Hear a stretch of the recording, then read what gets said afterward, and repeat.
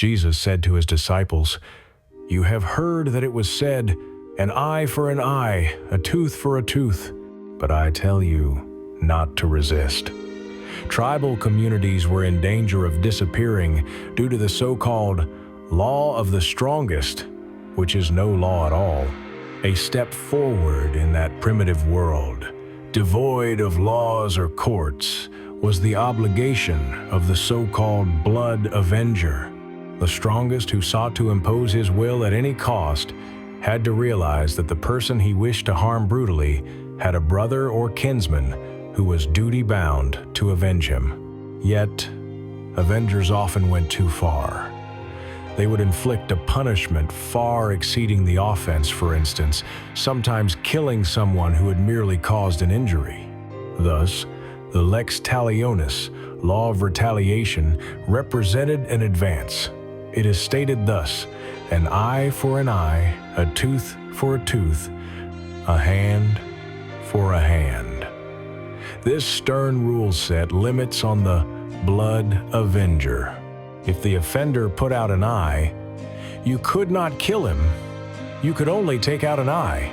But Jesus Christ says, "But I tell you not to resist the evil person." As the corresponding note in the Jerusalem Bible explains, this refers to the evil by which one is personally wronged. It is forbidden to resist out of a desire for revenge, or by returning evil for evil. If anyone strikes you on the right cheek, turn the other also. Jesus teaches that when a disciple cannot justly avoid an offense, it is better to suffer yet another blow than to seek revenge. Christ himself did not turn the other cheek to the man who struck him before the high priest. Rather, he defended his rights, yet without violence. Do not let yourself be overcome by evil. Rather, overcome evil with good. Love your enemies. Do good to those who hate you. Some consumers of pop psychology maintain it is impossible to love one's enemies. Jesus is not speaking of feeling affection for those who have harmed us. Love is not always affection, not always feeling good as people say today. It is impossible to feel good about someone who stole your savings or ruined your reputation, yet that does not mean you should seek revenge. You will defend your rights with the upright intention of preventing injustice from spreading through society and making life within it impossible, and you will pray for those who have harmed you, asking the Lord to enlighten their minds and move their wills towards sincere repentance. Love has many nuances. Spouses love each other in one way. They love their children in another. They love their parents in a different way still, and their friends and enemies in yet another.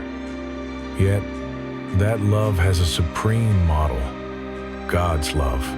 That is, the love Jesus demands of us, a love not limited to those who appreciate us. It is a love that, in practice, is generally expressed through service, and the primary service others expect from us is the fulfillment of our duties. We cannot speak of love for our neighbor if we harm them through our irresponsibility or selfishness. A father who fails to correct his children, who gives them neither time nor affection, and who sets a bad example, cannot be said to love them nor to love the members of the society in which he lives, whom he harms through his irresponsibility. Love is kind. It is neither rude nor selfish.